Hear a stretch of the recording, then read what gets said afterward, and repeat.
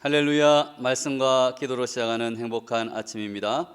오늘은 요한계시록 2장 18절에서 29절 말씀 묵상을 나누도록 하겠습니다.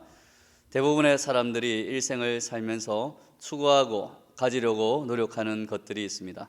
대표적인 것으로 첫째, 지식을 가지려고 노력합니다. 둘째로는 권력을 가지려고 노력합니다. 셋째로는 물질적 부요를 가지려고 노력합니다.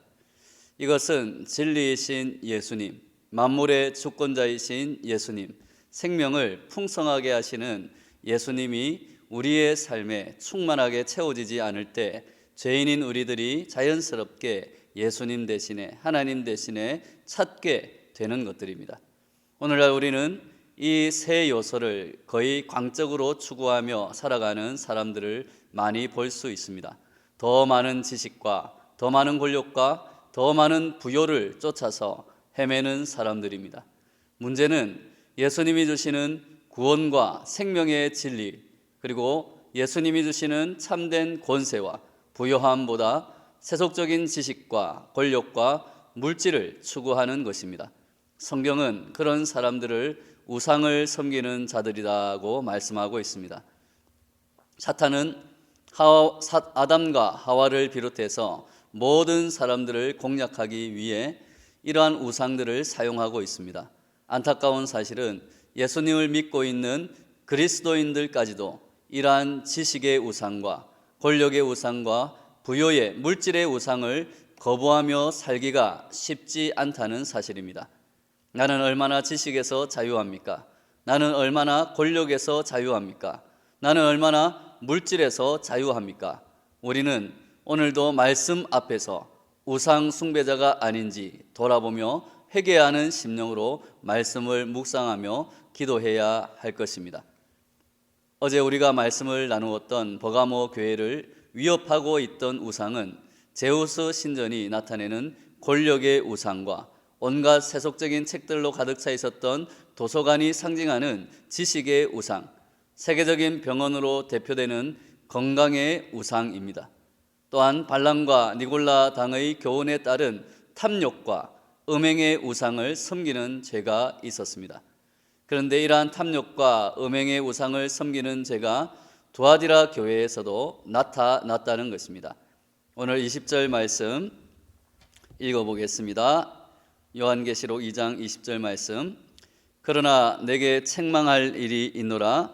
자칭 선지자라 하는 여자 이세벨을 내가 용납함이니 그가 내 종들을 가르쳐 깨어 행음하게 하고 우상의 제물을 먹게 하는도다. 사탄은 두아디라 교회에 물질에 대한 우상인 탐욕을 이용해서 우상 숭배와 음행의 죄악에 빠져들게 했던 것입니다. 우리가 너무나 잘 알고 있지만 쉽게 빠져드는 현대의 가장 간교한 우상, 물질이라는 우상입니다. 오늘날 세계적인 모든 도시들을 점거하고 있는 가장 거대하고 힘있는 물질의 우상, 두아디라 교회는 바로 이 우상 앞에 서 있었던 것입니다. 두아디라는 버가모에서 동쪽으로 약 64km 떨어진 곳에 위치하는 도시로서 별로 큰 도시는 아니었습니다. 그러나 그 당시에 직조와 염색과 피역과 도기업 등이 성행했고 특별히 옷감 장사로 유명했습니다. 또 이런 산업의 발달로 오늘날의 협동조합과 노동조합과 비슷한 길드라는 그러한 동업조합이 발달했습니다. 두아디라에는 여성으로서 일찌감치 해외 진출을 시작한 그러한 여성 사업가들도 많이 있었습니다. 두아디라 도시가 배출한 유명한 여성 사업가 중 한 사람이 사도행전에 나오는 루디아라는 여성입니다. 사도행전 16장 14절에 두아디라 시에 있는 자색 옷감 장사로서 하나님을 섬기는 루디아라고 소개하고 있습니다. 루디아는 마케도니아 빌립보에 왔었는데 장사하려고 소아시아에서부터 유럽까지 진출했던 그러한 여성 사업가였습니다. 두아디라 사람들은 이러한 경제의 발달로 부지런히 돈을 모아들였습니다. 그리고 두아디라 교회의 성도들은 자신들이 번 돈을 하나님의 사업에도 아주 열심히 투자했다라고 나와 있습니다. 19절 말씀 읽어보겠습니다. 19절 말씀, 내가 내 사업과 사랑과 믿음과 섬김과 인내를 아노니 내 나중 행위가 처음 것보다 많도다. 아멘. 여기에서 사업은 경제적인 일이 아니라 하나님의 일, 복음을 전하는 일이라고 볼 수 있습니다. 그렇습니다. 도아디라 교회의 교인들은 비교적 부유한 환경에 살면서 열심으로 주님을 섬기고 사랑하고 믿고 봉사하고 인내하는 아름다운 교회였다고 칭찬을 들었습니다. 그들은 에베소 교회가 가지고 있는 장점을 가지고 있을 뿐만 아니라 에베소 교회가 잃어버리고 있던 사랑까지도 가지고 있었습니다.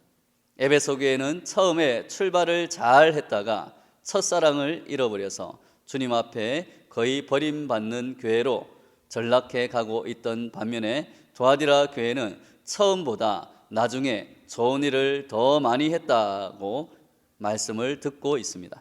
이렇게 물질의 축복 속에서 주님을 섬기던 도아디라 교회가 서서히 그 생명을 잃어가고 있었습니다. 그 눈이 불꽃 같고 그 발이 빛난 주석과 같은 하나님의 아들이신 예수님, 불꽃 같은 눈동자로 우리를 지키시고 빛난 주석과 같은 발걸음으로 우리와 동행하시는 우리 예수님이 도아디라 교회에게 책망하며 회개하라고 하는 내용이 무엇입니까? 첫째로 그들은 이세벨을 지도자의 자리에 용납했습니다. 이세벨은 우리가 너무나 잘 알듯이 아합 왕의 부인으로 이미 구약에 나타난 바 있습니다. 아합 왕 당시에 아합 왕의 통치력도 막강했지만 그 부인의 악한 영향력도 그에 못지 않았다는 것을 우리는 성경을 통해서 읽어볼 수 있습니다. 이세벨은 이스라엘 백성들로 우상 숭배의 죄악에 빠져들게 했고 도덕적으로도 문란한 생활을 하도록 부추겼던 그러한 악한 여왕이었습니다. 우리 20절 말씀을 같이 읽도록 하겠습니다. 20절 말씀, 그러나 내게 책망할 일이 있노라. 자칭 선지자라 하는 여자 이세벨을 내가 용납함이니 그가 내 종들을 가르쳐 깨어 행음하게 하고 우상의 제물을 먹게 하는도다. 많은 학자들이 이 여자 이세벨이라는 단어에서 여자는 한 남편의 아내를 지칭할 때도 사용하는 표현이기 때문에 이세벨이 도아디라 교회의 아마 지도자의 부인이 아니었을까 그렇게 생각하기도 합니다. 이 여인은 경제적으로도 대단히 부유한 여인일지 모릅니다. 어쩌면 도아디라 교회에서 헌금을 가장 많이 해서 교회 안에서 영향력을 크게 가지고 있던 그러한 여성일지도 모릅니다. 이것 때문에 도아디라 교회는 이 여자를 쉽게 지도자의 자리에 용납했을지도 모릅니다. 만약 그것이 사실이라면 도아디라 교회는 중요한 실수를 범하고 있는 것입니다. 한 사람을 교회에서 평가할 때 그의 신앙보다도 물질을 우선적으로 평가하는 것은 옳지 못한 것입니다. 물론 이 여자가 신앙이 전혀 없는 여자라고 말할 수는 없습니다. 이 여자에게 붙은 명칭에 자칭 선지자라는 그러한 명칭이 있기 때문입니다. 자칭 선지자라는 것을 보아서 이 여인은 아직 교회 안에서 공식적으로는 용납될 수 있는 그러한 지도자는 아니었다는 말입니다. 그러나 교회 안에서 영향력을 상당히 갖고 있는 여인이었음은 틀림없습니다. 오늘날의 교회 안에서도 이러한 모습들이 있습니다. 교회의 직분자들을 뽑을 때 그 사람이 가진 순수한 믿음과 사랑의 섬김보다 외적인 조건들을 보고 판단할 때가 있다는 것입니다. 우리도 도아디라 교회처럼 바로 그러한 정죄 속에 빠질 수 있는 연약함을 갖고 있다는 사실을 깨닫고 회개하며 우리를 돌아보아야 할 것입니다. 둘째로 그들은 이세벨의 잘못된 사상을 수용하기 시작했습니다. 도아디라 도시가 자랑하고 있었던 것은 길드라는 동업조합이라고 했습니다. 그곳에서 장사를 잘 하려면 특별한 절기마다 조합 내에서 지내는 제사에 참여해야 했습니다. 제사 지내는 대상은 제우스의 아들인 아폴로였습니다. 아폴로 신에게 제사를 드리고 또 그에게 잘 보이면 장사가 잘 될 것이다 라고 생각해서 그곳 상인들은 정기적으로 아폴로 신전에 모여서 절을 하고 그의 도움을 빌었다고 합니다. 여기에 그리스도인의 위기가 있습니다. 이 도시에 살면서 장사를 하던 그리스도인들은 자기들이 여호와 하나님밖에 숭배할 수밖에 없다는 것을 알고 있었기 때문에 아폴로 신에게 제사하는 문제에서 갈등을 겪게 되었습니다. 이때 아마도 이세벨은 마치 자신이 선지자와 같이 다음과 같은 식으로 말하며 영향력을 끼쳤을 것입니다. 여러분, 이 도시에 살면서 조합에 들지 않고 장사를 할 수 없습니다. 그리고 장사할 때 절 한 번 한다고 해서 신앙이 더럽혀진다고 생각하지 마십시오. 오히려 열심히 우리가 돈을 벌어서 하나님께 많이 헌금하고 더 많은 사람들을 도와 살아간다면, 하나님의 사업을 더 많이 해 나간다면 하나님이 기뻐하실 것입니다. 상당히 많은 성도들이 이 도시에서 이윤을 취하기 위해서 이러한 이세벨의 사상에 동조하게 되고, 이세벨은 이 교회 안에 사람들을 거느리기 시작한 것입니다. 오늘날에도 이익을 위해서는 수단과 방법을 가리지 않아도 좋다고 생각을 하는 사람들이 많이 있습니다. 장사하는 순간만은 내가 그리스도인이 아니어도 좋고 기독교적인 생각을 굳이 고집하지 않아도 좋다고 생각할 때가 있습니다. 그래서 예수님은 도아디라 교회와 모든 사람들에게, 물질과 돈의 우상에 쩔쩔매고 있는 우리들에게 회개하라고 기회를 주십니다. 그런데 도아디라 교회에 그들은 하나님이 주신 회개의 기회를 거절했습니다. 21절 말씀에 보면 또 내가 그에게 회개할 기회를 주었으되 자기의 음행을 회개하고자 하지 아니하는도다 라고 말씀하고 있습니다. 그들에게는 하나님 앞에서 믿음과 양심을 지키는 것보다 물질과 권력과 출세가 더 중요했던 것입니다. 회개하고 믿음을 지키며 말씀에 순종하는 것보다 당장 눈에 보이는 현실적인 이익과 탐욕과 쾌락이 더 중요하고 급해 보이니까 자신의 모습이 서서히 부패하고 변질되어 가기 시작하는 것입니다. 여기에서 우리는 물질과 탐욕과 음행의 우상이 우리에게 가져다주는 그 추악한 모습을 볼 수 있습니다.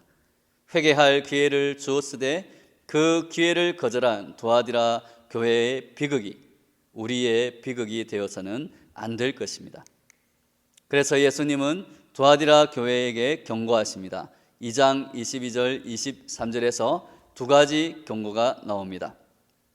볼지어다 내가 그를 침상에 던질 터이요 또 그와 더불어 간음하는 자들도 만일 그의 행위를 회개하지 아니하면 큰 환난 가운데에 던지고 또 내가 사망으로 그의 자녀를 죽이리니 모든 교회가 나는 사람의 뜻과 마음을 살피는 자인 줄 알지라 내가 너희 각 사람의 행위대로 갚아주리라. 침상에 던지고 큰 환난 가운데 던진다는 것은 병상에 들어 누워서 큰 환난과 고통을 당한다는 말입니다. 그래도 듣지 않는다면 사망으로 그의 자녀들을 죽이시겠다고 말씀하십니다. 질병과 사망은 종종 하나님께서 자신의 사랑하는 자녀들을 훈계하고 돌이키게 하기 위해서 일깨우기 위해 사용하시는 채찍과 같은 수단이 됩니다. 요한계시록 2장 25절의 말씀에 보면 다만 너희에게 있는 것을 내가 올 때까지 굳게 잡으라고 말씀합니다. 그 앞절에서는 다른 짐으로 너희에게 지울 것은 없노라고 했습니다. 그들이 갖고 있었던 참된 신앙, 그것은 주님께서 칭찬하셨던 하나님의 사업과 또 사랑과 믿음과 섬김과 인내를 말하는 것입니다. 거기에서 더 욕심을 내지 말라고 말씀하시는 것입니다. 사랑하는 여러분, 우리가 언제 잘못됩니까? 사랑과 믿음과 섬김과 인내, 이것만 가지고는 내가 성공할 수 없다고 하며 조금 더 다른 인간적인 그러한 방법으로 내가 더 욕심을 내어서 해보려고 할 때 타락하고 변질되고 죄의 깊은 수렁에 빠질 때가 많이 있습니다. 우리가 예수님 앞에 설 때 하나님의 사업과 사랑과 믿음과 섬김과 인내만이 영원한 하나님 앞에 기억될 것이라 우리는 믿습니다. 그러므로 다른 것을 잡으려고 하지 말고 주님이 인정하시고 칭찬하시는 그것을 굳게 잡고 살아가는 저와 여러분 되시기를 바랍니다. 이렇게 칭찬받는 믿음을 굳게 잡고 이기는 자와 끝까지 예수님의 일을 지키는 자에게 예수님께서는 두 가지를 주시겠다고 약속하십니다. 첫째는 철장의 권세, 만국을 다스리는 권세를 주시겠다고 하십니다. 사람들이 돈에 매달리는 것은 결국 권력을 추구하는 것입니다. 자신이 나중에 예수님과 함께 만국을 다스릴 왕 같은 제사장이라는 것을 알고 있다면 이 세상에서 시시한 사라질 권력을 추구하기 위해 길을 쓰고 덤벼들 필요가 없다라는 것입니다. 둘째로 예수님은 새벽별을 주시겠다고 약속하십니다. 히브리 사람들은 새벽별을 새로운 시대, 새로운 세상, 새로운 시간을 알리는 신호로 이해하고 있습니다. 별은 언제나 왕의 상징으로 나타납니다. 새로운 나라의 왕, 새로운 시대의 왕, 이 새벽별은 누구입니까? 요한계시록 22장 16절을 보면 그 새벽별은 바로 예수 그리스도이심을 나타내고 있습니다. 새로운 세대의 왕, 다가올 시대의 왕, 저 영원한 나라의 참된 왕이신 새벽별이신 예수 그리스도를 주시겠다는 것입니다. 우리는 주님과 함께 만국을 다스릴 자들입니다. 우리가 온 세상을 다스릴 그 예수님의 제자들임을 안다면, 그리고 예수님과 함께 이 만국을 영원히 다스릴 사람들이라는 것을 안다면 이 세상에서 작은 것을 조금 더 얻기 위해서 발버둥 칠 필요가 없다는 것입니다. 우리가 천국의 주인이고 우리가 다가올 저 영원한 나라의 사람들이라는 것을 참으로 우리가 믿는다면 이 땅에서 조금 더 잘 살고 조금 더 못 사는 것이 그렇게 문제가 되지 않는다는 것입니다. 오히려 그러한 믿음이 있었기에 초대교회 교인들은 이 땅에서 서로 사랑하며 서로 부족한 것이 있으면 나누며 넉넉하게 서로 누리며 풍성하게 삶을 살 수 있었습니다. 사랑하는 여러분, 죄의 권세에 붙잡혀 돈과 물질과 탐욕과 쾌락 없이는 못 살게 된 우리의 불쌍한 처지를 예수님은 아시고 우리를 그 죄와 사망의 권세에서 해방시키기 위해서 이 땅에 오셨습니다. 우리를 살리기 위해서 예수님은 하나님의 일을 하시고 사랑과 믿음과 섬김과 인내의 본을 보이시며 죽기까지 낮추시고 말씀에 순종하셨습니다. 그리고 하나님은 그러한 예수님을 높이시고 모든 만물이 그 앞에서 무릎 꿇게 하셨습니다. 그 철장의 권세를 가지신 예수님, 새벽별 같은 예수님이 만물의 심판자로 다시 오십니다. 사랑하는 여러분, 오늘 하루도 성령이 우리들에게 하시는 말씀, 그 진리의 말씀, 생명의 말씀에 귀를 기울이고 듣는 귀 있는 자가 되어서 물질과 탐욕과 쾌락과 음행의 우상 앞에서 흔들리지 않는 믿음을 가지고 새벽별같이 어두운 이 땅을 생명의 빛으로 밝히고 살리는 저와 여러분 되시기를 예수님의 이름으로 축원합니다.